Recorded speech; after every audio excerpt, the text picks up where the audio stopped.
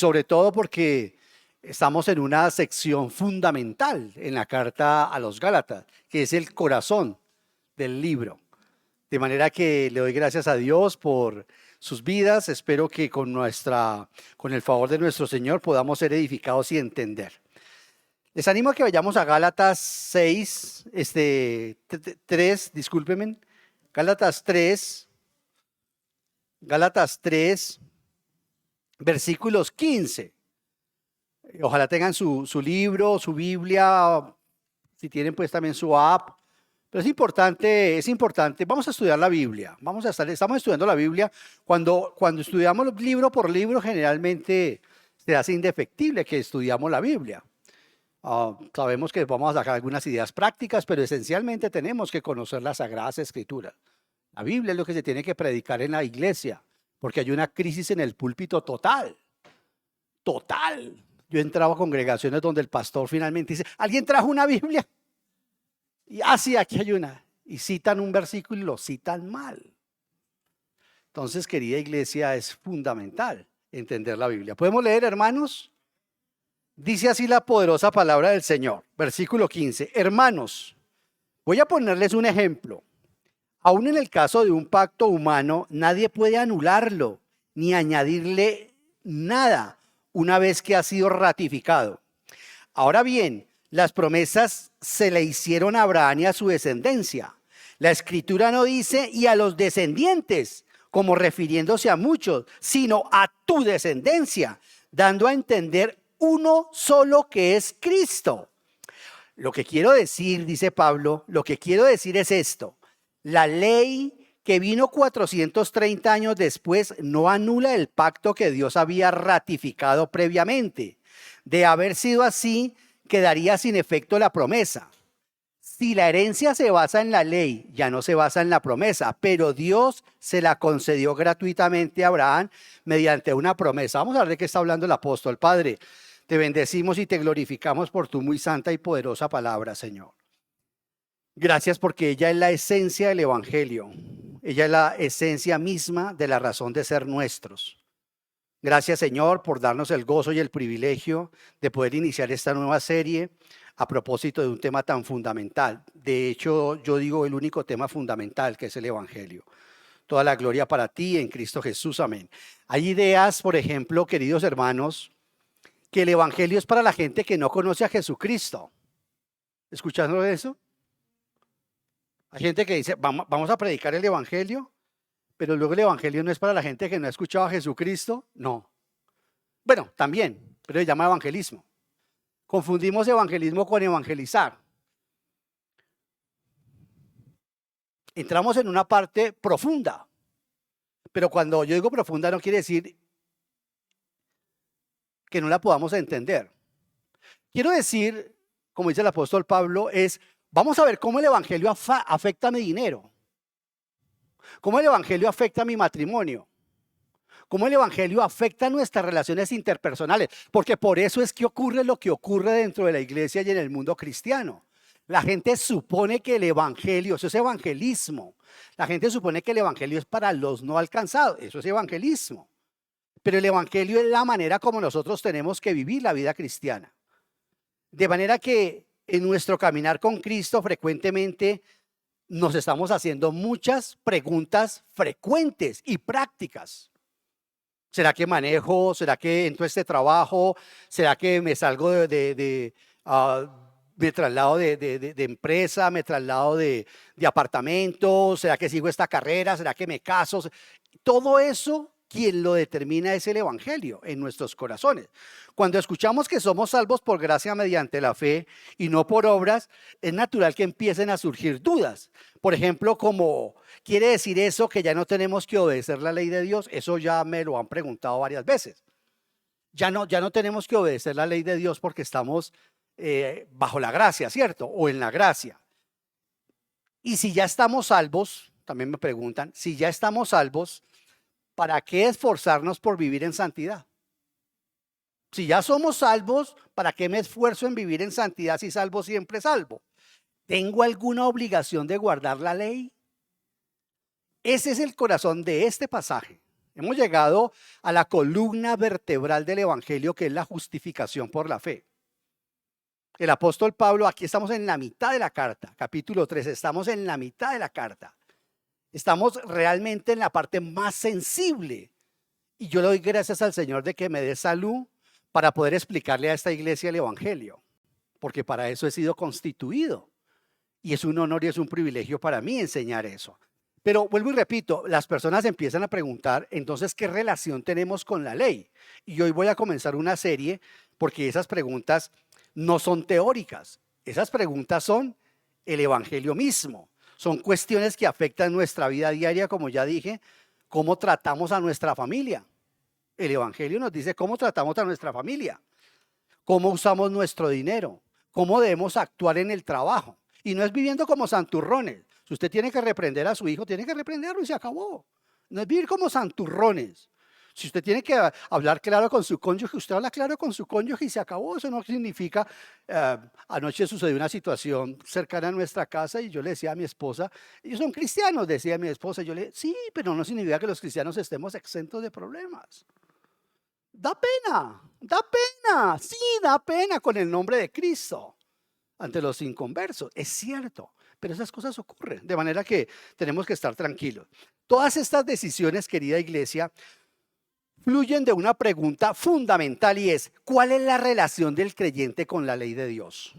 Y por no responder esta, mejor déjeme decirlo de una mejor forma, o de una forma que a mi juicio es mejor.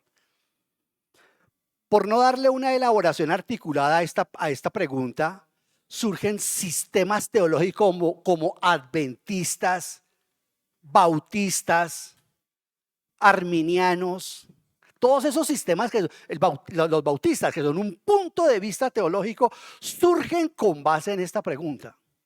Como cristianos, ¿cuál es nuestra relación con la ley? Y eso determina el culto, la doctrina que se maneja en la iglesia, que algunas personas les llamen ministros, o que se les dé esa connotación de una forma un poco, pues como por allá, distinta como nosotros estamos acostumbrados a escucharlo. Hoy, querida iglesia, haremos la introducción al tema de la promesa y para qué sirve la ley, porque Pablo lo va a contestar. Si usted mira ahí el versículo 19 dice, entonces, ¿cuál es el propósito de la ley? Pero por supuesto hoy no lo voy a decir. Bueno, voy a decir algo, voy a dejar el abrebocas, porque yo lo que quiero primero es adentrarnos, explicar estos primeros versículos, qué es la promesa y el pacto. Yo quiero que esas dos cosas estén en su corazón porque eso es lo que va a dominar la predicación. El pacto o contrato que dice aquí Pablo. Hermanos, voy a ponerles un ejemplo. Versículo 15. Aún en el caso de un pacto, leámoslo, esa palabra pacto también se puede traducir como testamento. Por eso es que nosotros tenemos antiguo pacto. Es la palabra más correcta, pero le llamamos en español testamento, porque un pacto y un testamento es exactamente lo mismo, en el contexto teológico y bíblico, por supuesto. Entonces, eso es muy importante. Hoy quiero, con la ayuda de nuestro Señor, adentrarnos en eso, en la promesa y para qué sirve la ley. Y en los otros mensajes, si Dios me da licencia, estaremos respondiendo cuál es la relación del cristiano con la ley. Ahí están los adventistas, que cantan nuestros signos y que lo cantan muy bonitos también, ¿cierto? Pero ellos guardan el sábado. Hay gente que le llama el domingo el día del Señor. Bueno, la palabra domi quiere decir Señor, Dominic. Entonces es importante eso. Veamos primero la promesa de Dios, que es irrevocable, porque es válido. Créanme que con todo lo que hemos venido estudiando es válido. O sea, si yo no tengo que hacer obras porque soy salvado por Dios, yo tengo que guardar los 10 mandamientos. La promesa de Dios es irrevocable, dice Pablo aquí en el versículo 15. Dice, hermanos, voy a ponerles un eje, le está llamando hermanos, o sea, le está hablando a cristianos. Dice, hermanos, voy a ponerles un ejemplo. Aún en el caso de un pacto humano, tengan la palabra y pacto, puede ser testamento, nadie puede anularlo ni añadirle nada una vez que ha sido ratificado. Ustedes recordarán, haciendo rápidamente un contexto a la carta, que llegaron unos judaizantes, ¿cierto? Unos judaizantes diciendo que los cristianos debían guardar la ley. Voy a meter un sermón acá dentro de esta serie, si Dios me da licencia, y miraremos el conflicto que está pasando en Gaza. Varias personas, no solamente de Colombia, sino de otras partes, me han estado llamando, Ovidio. En la iglesia nos están pidiendo mensajes sobre eso. ¿Cómo respondemos como iglesia a eso? Y es increíble que la iglesia no pueda responder a eso, que la iglesia esté solidarizada en su ignorancia con un genocidio que se está presentando en este lugar del mundo. Y nosotros no podemos, el pueblo de Dios, ¿cuál es el pueblo de Dios? La iglesia, que de los dos hizo un solo pueblo, nosotros somos el pueblo de Dios. Entonces también tenemos que saber cómo respondemos ante esa realidad. Por eso le digo, el evangelio es muy actual. Y esto que estamos hablando es muy actual. ¿Cómo tiene que ser mi respuesta como cristiano y en esas redes sociales que eso es un océano nauseabundo, en el cual ojalá usted también se resista a navegar y a profundizarse en eso? Una cantidad de cosas que se dicen. Entonces, queridos hermanos, necesitamos ser edificados, necesitamos ser instruidos en las Sagradas Escrituras. Pablo dice aquí, voy a hablar primero de la parte teológica. Pablo comienza usando una ilustración de la vida cotidiana, un pacto, un testamento. Cuando alguien hace un testamento y lo firma, ese documento es vinculante, eso es un término jurídico. ¿Qué quiere decir vinculante? Vinculante quiere decir que las partes involucradas están obligadas a cumplir con lo establecido en el acuerdo o en el pacto o en el testamento. ¿Lo dije bien, doctora? Perfecto, aquí respaldado. O sea, están comprometiéndose en esas partes a cumplir con lo establecido de acuerdo con un contrato. Pablo, porque la pregunta es válida, y es que es válida. Si Dios prometió la salvación sin cumplir la ley, ¿para qué la ley? Es que es obvio. Y esas preguntas son las que hace la gente que no conoce a Cristo afuera. Y también, digámoslo de paso, aquellos creyentes que también conocen al Señor no logran entender cuál es mi relación con la ley. Nadie puede modificarlo cuando es un pacto, cuando es un contrato. Nadie puede anularlo una vez que ha sido ratificado. Y Pablo dice, así son las promesas de Dios. Dios hizo un pacto, es decir, un testamento de gracia con Abraham, mucho antes de que la ley fuera dada por medio de Moisés. Es lo que nos está diciendo acá. Mire el versículo 17 dice, lo que quiero decir es esto. Que la ley que vino 430 años después no anula el pacto que Dios había ratificado previamente. ¿Cuál pacto había ratificado Dios previamente? ¿A qué pacto o a qué testamento se está refiriendo el apóstol Pablo? Bueno, los que hemos hecho avance bíblico acá en la iglesia sabemos perfectamente a qué se está refiriendo. Entonces, ese pacto, dice el apóstol Pablo en este versículo 15, dice, ese pacto se basa en la promesa de Dios de bendecir a Abraham y a todas las naciones a través de su descendencia. De eso se está hablando.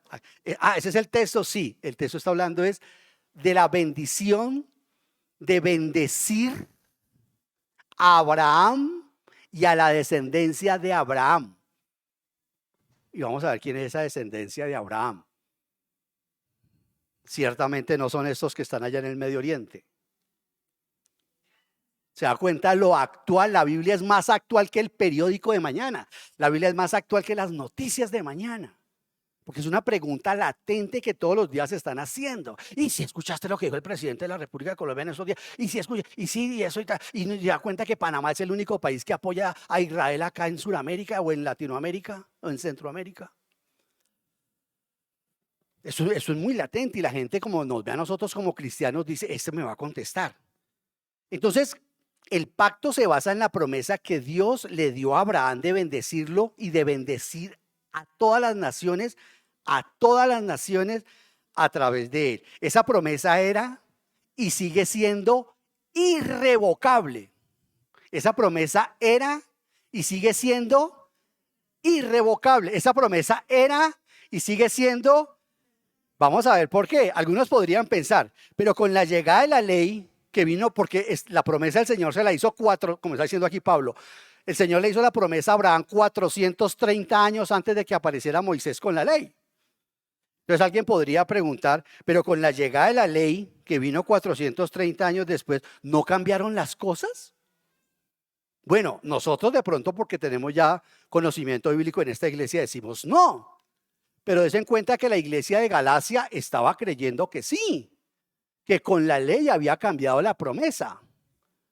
Y estos que viven acá en el barrio El Restrepo, esta movimiento mesiánico, andan buscando circuncidar los hombres, hacerlos, ellos tratan de judaizar a los cristianos. Entonces eso es muy latente. Al versículo 17, Pablo dice, lo que quiero decir es esto, la ley que vino 430 años después no anula el pacto que Dios había ratificado previamente. De haber sido así, quedaría sin efecto la promesa. ¿Sí, me están siguiendo? Versículo. Tengan su Biblia en la mano, queridos hermanos, tengan su Biblia. Estamos en Gálatas 3, 17. Pablo responde entonces con un enfático no. La ley no anula la promesa. ¿Cuál es la promesa? De que a través de Abraham, vamos a verlo ahorita un poquito más, de que a través de Abraham serán bendecidas todas las naciones. Y vamos a entender qué es eso, porque la iglesia de la prosperidad dice, bendecido es materialmente, simple y llanamente, eso es una blasfemia. Eso no es el evangelio, ese es otro evangelio. Se llama el evangelio de la prosperidad.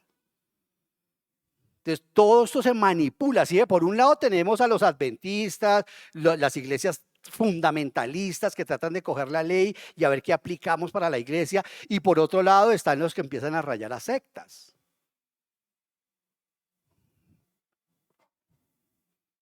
Pablo dice, no, la ley no anula el pacto. Si Dios hubiera intentado cambiar las reglas después, habría invalidado su propia promesa. Y un Dios así no se merece que lo sigamos.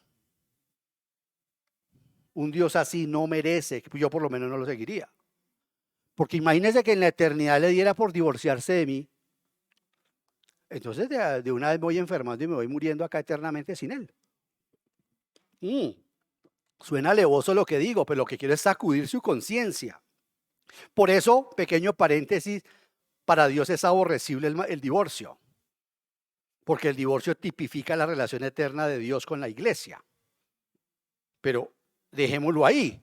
Entonces, si Dios hubiera intentado cambiar las reglas, habría invalidado su propia promesa, y Dios no se contradice. ¿Dios no se contradice o sí se contradice? Dios no se contradice. Si la bendición dependiera de nuestra capacidad de cumplir la ley, entonces la promesa gratuita dejaría de ser promesa. Es lo que dice el versículo 18. Voy a volverlo a leer el versículo 18, porque eso está bien carnudo. Dice, si la herencia, ¿cuál es la herencia? Voy a empezarlo a decir de una vez. La herencia es nuestra salvación. La herencia es nuestra salvación, nuestro Señor Jesucristo. No se deje creer por la teología de la prosperidad que la herencia es todo lo que pise vuestros pies será tuyo. Eso era una promesa concreta para Josué. Cuando entraron a la tierra prometida, una vez entraron a la tierra prometida, chungulún, adiós promesa. Y no lo consiguieron, y hasta el día de hoy no han podido conquistar todo lo que el Señor les dijo que conquistaran. Por eso es que Dios me da licencia, haré un sermón desde el punto de, porque tratar el tema que está pasando en Gaza hay que verlo desde el punto de vista, primero, bíblico, luego histórico y finalmente teológico. No es una pregunta tan fácil, no es una pregunta sencilla. Entonces eso es importante, querida iglesia. Entonces, ahí dice claramente que no, que Dios no se contradice, que la bendición no depende de nuestra capacidad de cumplir la ley, sino que es algo gratuito, que la promesa es gratuita. Pablo nos muestra que promesa y ley son principios opuestos. La promesa se recibe por fe, es un regalo que solo exige creer, mientras que la ley exige obediencia, es un sistema de requisitos que demanda cumplimiento. ¿Ve? La fe, la promesa exige creer, la promesa exige fe, la ley exige cumplirla, hacerla, requisitos exige. Es como el don de pastor y el oficio de anciano. Para ser pastor se necesita el don de Dios y usted no tiene nada más que hacer. Para ser anciano usted sí necesita unos requisitos. ¿Ve? Es distinto. Porque ser anciano no es un don, es un oficio. Son unos requisitos que Dios pide. Entonces, queridos hermanos, esto es importante. Por ejemplo, si yo te prometo un regalo, a los Joanis, ¿lo recibes por confiar en mi palabra? Sí, claro, por confiar en mi palabra. Si yo le ofrezco a Luz Joanis un pago, ¿lo recibe por qué? Por su trabajo. Es distinto. Y la salvación no es un pago, es un regalo. Es un regalo. Dios me lo regala. Yo solamente tengo que recibirlo. Entonces creo que es claro, la ley exige obediencia, la promesa exige fe. Si yo entonces en ese orden de ideas estoy centrado en lo que estoy diciendo, debo decir y transmitir concretamente que yo no puedo hacer las dos cosas a la vez. Porque si yo le digo a Luz Joanis, tome este dinero por tu trabajo, y después le digo, pero es que yo te regalé un salario mínimo, me va a decir, no, usted no me regaló nada, usted no me ofrendó nada, fue mí. Podríamos decirle a Dios lo mismo, no, usted no me regaló nada. Yo conseguí mi salvación con mis propios esfuerzos. Entonces, querida iglesia, de la misma manera la salvación viene por la promesa de Dios, no por nuestro desempeño. Y nuestra santificación también, que la veremos más adelante, como en nuestra relación con la ley. Y nuestra santificación también es un regalo de Dios. Yo debo ayunar, usted debe ayunar, usted tiene que hacer todo lo que las prácticas bíblicas piadosas, hay que hacerlas. Hay que hacerlas. Ofrendar, todas esas cosas. Y bien, porque Dios nos dará también recompensa por eso. Pero en modo alguno llegue a pensar que eso añade o quite algo a su salvación. Entonces, la promesa tiene un solo heredero. Se llama Cristo. ¿Cómo se llama? Entonces, cuando Pablo está diciendo aquí, voy a ponerles un ejemplo, versículo 15. En el caso de un pacto, nadie puede anularlo ni añadirle, dice el versículo 16. Ahora bien, las promesas se le hicieron a Abraham y a su descendencia. La escritura no dice y a los descendientes, como muchos evangélicos creen hoy en día y dicen, no, Israel tiene todo el derecho de acabar hasta con el...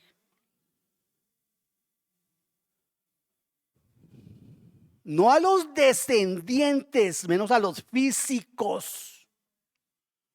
Porque los descendientes y a los físicos crucificaron a Jesucristo. No tenemos más rey que César. ¿Y qué hago con este? Crucifícalo. A vuestro rey he de crucificar. Él no es rey de nosotros. Él no es nuestro Mesías. Entonces, la promesa tiene un solo heredero, hermanos queridos, y es Cristo, versículo 16. Ahora bien, las promesas se le hicieron a Abraham y a su descendencia. La escritura no dice ya los descendientes, como refiriéndose a muchos, bendito sea Dios por la Nueva Versión Internacional, y a los descendientes como refiriéndose a muchos, sino a tu descendencia, dando a entender uno solo que es. Entonces, pare de sufrir y de esperar en la herencia económica que enseñan las mega iglesias sobre que en Abraham tú vas a ser enriquecido económicamente. Así se tuercen las escrituras. Entonces, vayamos para ver qué es esta promesa. Acompáñenme a Génesis 15, para que por lo menos yo creo, a ver cuánto voy de tiempo. Bueno, por lo menos yo creo dejar eso claro, por lo menos hoy. Ya digo que vamos a comenzar una serie, ¿cierto? Pero dejar eso claro que es la promesa. Bueno, dije Génesis, ¿qué? Porque la mejor manera de entender el versículo 16, porque la Biblia se interpreta a sí misma, ¿cierto?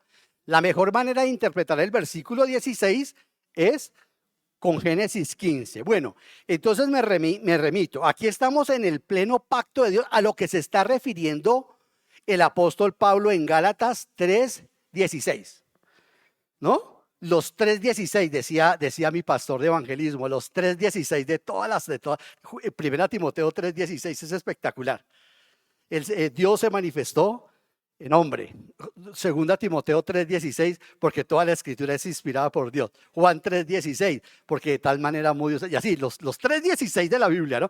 Vea el 3:16 de Gálatas, como nos lo explica aquí Pablo. ¿Qué es eso de la promesa? ¿Qué es eso de los descendientes? ¿A qué se refiere? ¿Cómo corrijo yo mi pensamiento que nos están diciendo actualmente? No, usted es cristiano, salga a las calles, hagamos paro. Vamos con el concejal no sé qué, vamos con el concejal Marco, vamos con el concejal. No, la iglesia no está para eso. La iglesia no está llamada a la política. Y la iglesia está sumergida en eso. ¿Sabe por qué muchas iglesias acá en Bogotá, en Colombia, están saliendo? No son las iglesias pequeñas como nosotros, ni bíblicas, mucho menos. Las iglesias mega iglesias salen grandes para que no les graben con impuestos. Porque tienen sus iglesias, han metido a través del NID de sus iglesias sus librerías, tienen compra de caballos, restaurante, tienen mansiones, las cuadras son, mejor dicho, son herederos vergonzosos de una cantidad de dinero. Y la gente en la iglesia, quién sabe cómo estará su situación económica y personal. Y no se sacian de amontonar dinero. Entonces veamos el pacto, que esto no es un pacto de dinero como ellos lo hacen, lo quieren hacer creer, y para eso meten buena música y toda la cuestión, ¿no? Y manipulan, que da miedo. Vea el pacto de Dios sellado con sangre, pero vamos a entender la seriedad de la promesa, porque vea la seriedad de esta promesa que Pablo nos está haciendo en Gálatas 3:16. Aquí Abraham le pregunta a Dios: ¿cómo sabré que voy a heredar la bendición de la que me estás prometiendo? Bueno, en realidad voy a leer desde el versículo 1 rápidamente. Génesis 15:1 dice: después de esto, la palabra del Señor vino a Abraham en una visión. Yo sé que dice Abraham, en una visión. No temas, Abraham, yo soy tu escudo y muy grande será tu recompensa. Pero Abraham le respondió: Señor y Dios, ¿para qué vas a darme algo si aún sigo sin tener hijos y el heredero de mis bienes será Eliezer de Damasco? Como no me has dado ningún hijo, mi herencia la recibirá uno de mis criados. Herencia. No, ese hombre no ha de ser tu heredero, le contestó el Señor. Tu heredero será tu propio hijo. Esto es lo que está en la exégesis, esto es lo que está en el corazón de Pablo cuando está escribiendo Gálatas 3:16. Luego el Señor lo llevó afuera y le dijo: mira hacia el cielo y cuenta las estrellas, a ver si puedes. Así de numerosa será tu descendencia. Ok, Abraham creyó al Señor. Aquí viene la clave. Y el Señor se lo reconoció como justicia. Además le dijo: yo soy el Señor que te hice salir de Ur de los Caldeos para darte en posesión esta tierra.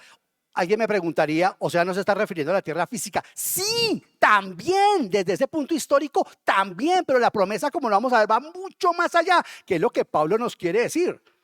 Porque los judaizantes eran lo que estaban enseñándole a los de Galacia. Y las iglesias de la prosperidad es lo que le enseñan hoy a las personas. No, esto va más allá de la parte de la tierra. Es decir, nuevo cielo y nueva tierra, para que no me apure más. Así, y el milenio, de pronto también. Pero aquí se está refiriendo es: nosotros heredaremos el nuevo cielo y la nueva tierra, los hijos de Dios. ¿Me están siguiendo? Amén. Cuando usted encuentre un judío que está matando gente allá, usted le dice: usted está interpretando mal este texto. Esta no es la tierra. No, es que tengo que defender a Constantino. Ahí empezamos a ver las implicaciones de una teología mal entendida. Y claro, y los judíos están así hasta el día de hoy porque les falta una revelación superior. Ellos tienen la revelación de Moisés y de los profetas, pero les falta una revelación más grande que tenemos nosotros, que es la cruz, el Señor Jesús. Pablo está filtrando todo el Antiguo Testamento, la ley, y lo filtran a través de Jesucristo. Homilética, hermenéutica, exégesis. Yo todo lo tengo que filtrar a través del Señor Jesús. El evangelista Mateo toma al Señor Jesucristo y a través de el Sermón del Monte muestra cómo es la nueva ley para el cristiano, No, nosotros no estamos bajo la ley del Sinaí. Si es así, estamos en la ley de... Bueno, la ley del monte es la de Vicente Fernández, Edwin. Buen cantante, ¿no? Bueno. Entonces, querida iglesia, vea lo que dice aquí. Y Abraham pregunta en el versículo 8. Mire lo que pregunta Abraham. ¿Cómo sabré que voy a heredar la bendición? Versículo 8. Dios le ordena preparar unos animales y partirlos por la mitad. Versículo 9. El Señor le respondió, tráeme una ternera, una cabra y un carnero. Todos ellos de 3 años. Me gustaría explicar esto, ¿por qué 3 años? Cada uno de 3 años y también una tórtola. Piensa en mi Señor Jesús. Usted cuando lea la Biblia tiene que pensar en el Señor, porque eso es lo que está en la mente del apóstol Pablo. Vamos a ver cómo es que esto se convierte en Jesucristo, según Pablo en Gálatas 3:16. Dice, tráeme una ternera, una cabra y un carnero, todos ellos de 3 años y también una tórtola y un pichón de paloma. Y Dios le ordena que ¿qué?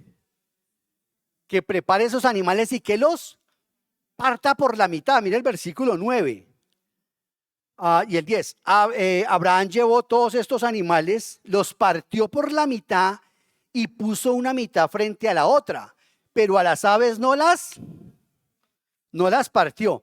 Querida iglesia y hermanos, amados del Señor, en esa cultura, digamos algo del contexto cultural, en esa cultura los pactos, en ese contexto, se firmaban cuando las dos partes pasaban entre los animales partidos. Eso no es como muy salvaje, Ovidio. Era la cultura de ellos. Era su manera de hacer las cosas. Se pasaban las armas y usted me pasaba sus armas. Quiere decir que tus enemigos ahora son mis enemigos y que mis enemigos son tus enemigos. Yo te pasaba a mi hija y tú me pasabas tu hijo. Así se hacía. Esa era la forma como se hacía en ese contexto. Y allí, cuando las dos partes tenían que pasar por el medio de los animales partidos. Era una montaña así. Atención, era una montaña así, donde el Señor le dijo que se encontraran. Es una montaña así y una montaña así, así, como si fuera un río. Abraham colocaba los animales acá, puso los animales acá y puso los otros animalitos acá, partidos, menos las palomas. La paloma no podía ser partida, pero ahorita no hablemos de eso. Hablemos solamente de su sangre. Entonces, la sangre iba cayendo, ¿dónde? En el camino, en donde iban a caminar los dos proponentes, los dos contratantes, iban a caminar, iban, y cuando iban caminando iban pisando la sangre, eso es lo que dice aquí. Y el simbolismo a eso es sencillo, es concreto. Y lo que se decía con eso es, si rompo este pacto, que me hagan lo mismo a mí que yo le hice a estos animales, que mi sangre sea pisada, porque en el contexto cultural de ellos, la sangre es la vida. Bueno, hoy también nos han dicho en efecto que sin sangre pues nadie puede vivir. Pero en ese contexto era digamos, lo visual. La fenomenología que ellos manejaban allí era eso. Entonces aquí ocurre algo asombroso. Vea el versículo, me voy con el 10 de otra vez. Abraham llevó todos estos animales, los partió por la mitad y puso una mitad frente a la otra, pero a las aves no las partió. Y las aves de rapiña comenzaron a lanzarse sobre los animales muertos. Pero Abraham, ¿qué? Espante y espante y espante, ¿no? Como decía mi mamá con mi hermano, esto es espanta y espántale mujeres a este hombre. Y era cierto, espántale y espántale. Iglesia, esto es impresionante, porque aquí ocurre algo asombroso. ¿Qué ocurre? Que Abraham no pasa por el medio de la sangre. Abraham no pasó entre las mitades, sino que cae en un profundo sueño. Mira el versículo 12, dice, al anochecer, o sea, eso lo hizo para las 3, 4 de la tarde, al anochecer, Abraham cayó en un profundo sueño y lo envolvió una oscuridad aterradora. ¿Por qué una oscuridad aterradora? Porque va a aparecer Dios.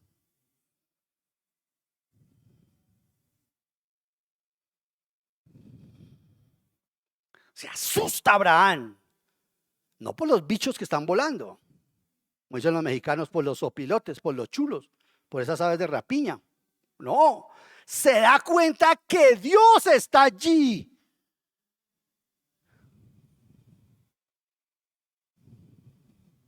Mire del hombre que estamos hablando. ¿Por qué? ¿Por qué no pasa Abraham? Porque Abraham, ya lo leímos en el versículo 6, ya había sido considerado íntegro por Dios o declarado justo por su fe. Ahora Dios, en su misericordia, le otorga la garantía de su promesa. Va a honrar, la fe de Abraham. Versículo 17. Cuando el sol se puso y cayó la noche, aparecieron una hornilla humeante y una antorcha encendida, las cuales pasaban entre los animales descuartizados. Impresionante, querida iglesia. Aquí lo que estamos viendo nosotros, porque el mensaje es demasiado claro. El Señor aquí está pasando por el medio de los animales, porque ¿qué es esa antorcha encendida? Esa antorcha encendida es solo Dios. Dios es el que está pasando. Y está Dios representado por esa antorcha y esa hornilla encendida. Por eso está aterrado Abraham. No el que estaba asustado, no escuchaba unas exégesis, Dios mío, jalada de los cabellos. Y está azarado, asustado, perplejo, porque dice, pero ¿cómo Dios va a pasar y yo no? ¿Cómo Dios va a afirmar? Por eso Pablo va a decirnos más adelante en Gálatas, Dios no teniendo alguien más grande por quien jurar, pues juró por él mismo. Abraham se aterra de que Dios esté pasando, caminando, haciendo el pacto, diciéndole a Dios, si yo incumplo mi promesa, Abraham, esto me lo pueden hacer a mí. ¿Se dan cuenta del terror de Abraham? Podríamos hacer un sermón que se llamara El terror y la gracia para Abraham, diría yo. Querida iglesia, el mensaje es claro. Este pacto no depende de Abraham, así como nuestra salvación no depende de Abraham. ¿Se dan cuenta de lo que está en el corazón de Gálatas 3:16 de Pablo diciendo esta promesa? Él asume que los Gálatas tienen esto. Yo preparando el sermón dije, Señor, yo sé que no puedo asumir que mis hermanos sepan esto. Y si lo saben, gloria a Dios, porque seguramente habrá más revelación. Entonces aquí el mensaje es claro, iglesia. Este pacto no depende de Abraham, solo depende de Dios. Dios mismo asume toda la responsabilidad. Él juró que si era necesario, ¿qué? Moriría antes de romper su promesa. Impresionante, ¿usted no se asusta? Yo sí me asusto. Lo que está diciendo es, si yo rompo mi promesa, estoy dispuesto a morir antes que romper mi promesa. Y así lo hizo. Así mismo lo hizo Dios. En la cruz murió Dios por esta promesa, a pesar de que Él no la incumplió. Así lo hizo nuestro Señor Jesucristo, el descendiente prometido que está diciendo Pablo en 3:16. Yo me estoy refiriendo a Cristo. Él asumió, y Él pagó, y Él murió. Entonces cuidado con ese evangelismo. Ay, pero ¿por qué Dios tenía que matar a su hijo? Eso es una pésima presentación del evangelio, porque no faltó a ninguna promesa. Hermanos queridos, de esa magnitud lo que nos está diciendo Pablo, el Señor Jesucristo murió para cumplir el pacto que Dios había hecho con Abraham. La promesa de bendición está garantizada por la fidelidad de Dios, no por la nuestra. Esto tiene que darle a usted seguridad de salvación. En consejería uno se encuentra con tantos hermanos y tantas hermanas. Es que yo me siento sucio, yo me siento sucia, yo no puedo más. Segunda a los Corintios, porque si alguno está en Cristo, nueva criatura no es realidad en mi vida. Simplemente eso no es realidad en mi vida. Te quiero decir que sí es realidad en tu vida, porque ese texto no se está refiriendo a tu santificación, sino a tu justificación. De manera que si alguno está en Cristo, toda su vida ya. Pero es que yo no lo siento. Hermano, esto no es de sentir, esto es de creer, porque la justificación por la fe. El que cree, le es contada su fe por justicia. Segunda a los Corintios, de manera que si alguno está en Cristo, es una nueva criatura, es el primer tiempo de la salvación, la justificación por la fe, no la santificación. Entonces es verdad, nueva criatura somos. Todo lo viejo pasó. Bueno, y entonces, y lo de sentirme, ese es otro tema que vamos a estar trabajando en santificación, con la consejería y toda la cuestión, porque usted tiene que cambiar una cantidad de cosas en su mente, tiene que pensar de una forma distinta, vamos a hacer unos ejercicios a través de la Biblia y todo el tema. Pero en cuanto a creer, usted tiene que creer. La justificación es una declaración que se hace en el acto. La santificación es un proceso que sucede a lo largo de nuestra vida. Son cosas diferentes. Entonces sí necesitamos preparación en consejería. Entonces la promesa de bendición está garantizada, querida iglesia. ¿Qué horas son? Yo creo que ahí está bien. Ya van 40 minutos, creo que está bien. Queridos hermanos, nosotros debemos saber, comprender y entender lo que el apóstol Pablo está diciendo acá. Si nosotros entendemos qué es la promesa, como dice el versículo 17-18, la ley vino 430 años después, no tiene absolutamente nada que ver con tu salvación. La promesa que Dios te ha hecho de que eres salva, de que eres salvo, de que estás perdonada, perdonado, es lo que importa.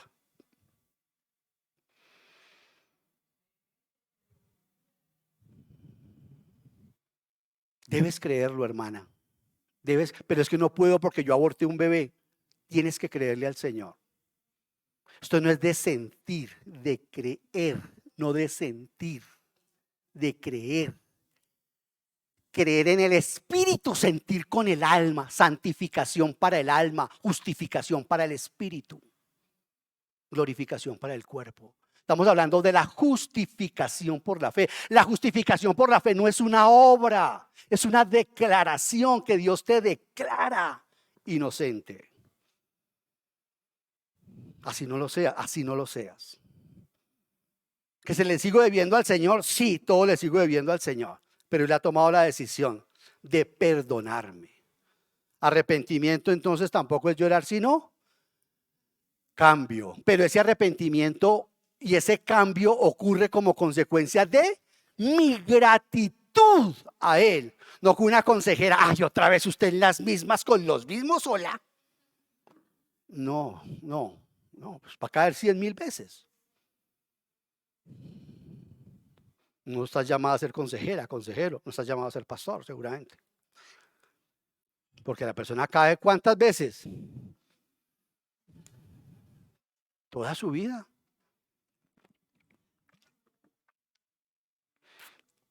Toda su vida. Toda la vida vamos a estar tropezando.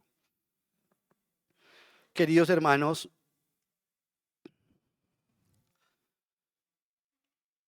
la pregunta que tengo para terminar es, ¿estás tratando de ganar tu salvación o estás descansando en la que ya el Señor te dio?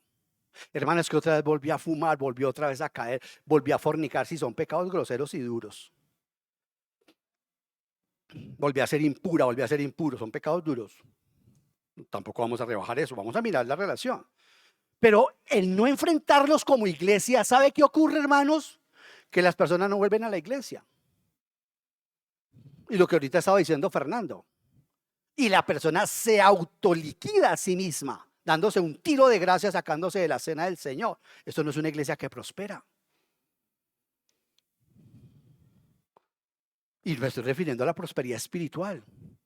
Hermano, esto es una comunidad de pecadores, hermano, lo somos. ¿Sabe qué pasa cuando nosotros empezamos a poner un listón que Dios no lo ha puesto? Que cuando nosotros mismos necesitemos de gracia, nadie nos la va a otorgar. Que cuando tropiecen nuestros hijos o nuestros padres o nuestro cónyuge, nadie nos la va a aceptar.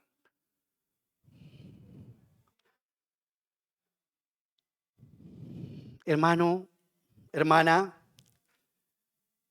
no trates de ganar tu salvación. Trata de descansar en el Señor. Porque vivimos agotados por los deberismos religiosos. Y eso es durísimo. En estos días es que, por la gracia del Señor, en este mes hemos sido invitados a varias cenas de parejas en varias iglesias con mi esposa y hemos disfrutado una enormidad, usted no se imagina, disfrutando de alguna manera, podríamos decir, de los frutos que el Señor nos ha permitido ver en iglesias donde el Señor nos permitió también de alguna manera ayudar. ¿Sabe qué es lo más satisfactorio para mí de esas iglesias? Que ninguna es religiosa, como yo espero que esa tampoco. Porque la religiosidad hace que se asfixie, hace que muera por ataraxia. Al Espíritu Santo lo ahogamos, hermano. Por eso bendito sea Dios por los médicos. Voy a llevarlo a un plano físico. Bendito sea Dios por los médicos, por los enfermeros que nos limpian, que nos asean. Yo le preguntaba en la cama a ese enfermero, ¿por qué hace esto conmigo? Me ponía el pañal, todo como me limpiaba, pero con ese amor. Gloria a Dios por eso. Gloria a Dios por los miembros que están llamados a un ministerio de consolación a otros. No todos están llamados a ser consoladores de otros. Por eso yo no le puedo estar abriendo mi corazón a cualquier persona. Yo tengo que sentarme con consejeras, con consejeros sabios. Porque yo soy la que quedo, soy el que quedó expuesto. Si usted nunca ha recibido este regalo, hoy puede hacerlo. Simplemente debe creer que Cristo cumplió todo por usted, si usted no es creyente. Y si usted es creyente, deje de actuar como si tu herencia dependiera de tu desempeño aquí en la tierra o aquí en la iglesia. Abraza la gracia del pacto. Descansemos en eso. Me encontré con el decreto de Simón Bolívar. Simón Bolívar decretó la libertad de los esclavos en 1816, concretamente el 2 de junio en Carúpano, Venezuela. Es maravilloso. El 2 de junio en Carúpano, Venezuela, este hombre, nuestro libertador, dio este decreto que es conocido como la libertad absoluta de los esclavos. Fue un paso clave para la independencia de la Gran Colombia. Sin embargo, muchos esclavos, aún en plantaciones lejanas, siguieron viviendo en cadenas por meses e incluso por años, porque la noticia no había llegado a ellos. Morían siendo libres por decreto, pero vivían como esclavos por desconocimiento. Así es con el pacto de Dios. En la cruz Cristo firmó el acta de tu libertad.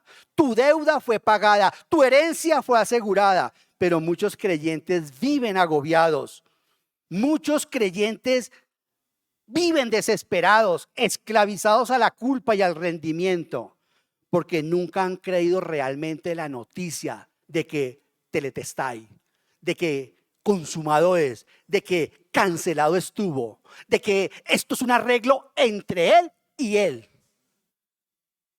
Por eso Juan dice, en el principio era el verbo y el verbo estaba con Dios y el verbo se miraba así, tú a tú con Dios. Claro, es una forma de hablar para decir que el Padre y el Hijo son exactamente iguales y el amor, el Espíritu Santo fluyendo entre los dos.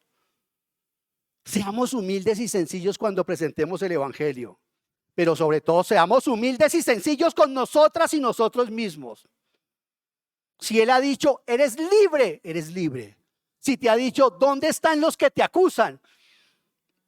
Ninguno, ni yo tampoco. Ya sabes el resto. Eso es un asunto entre tu Señor y tú, entre tú y tu Señor. Querido hermano, el decreto de tu libertad ya fue firmado por la sangre del Señor. No vivas como esclavo. Cuando el Hijo te ha hecho, esa canción, libres, si el Hijo los hizo libres, libres somos. La herencia es nuestra. Cree y vive como el heredero que eres. Amén. ¿Crees que eres heredero? El que no lo crea, lo invito a que haga una oración sencilla, pero real, más que sentida, real. De entender que la justificación por la fe no es una obra.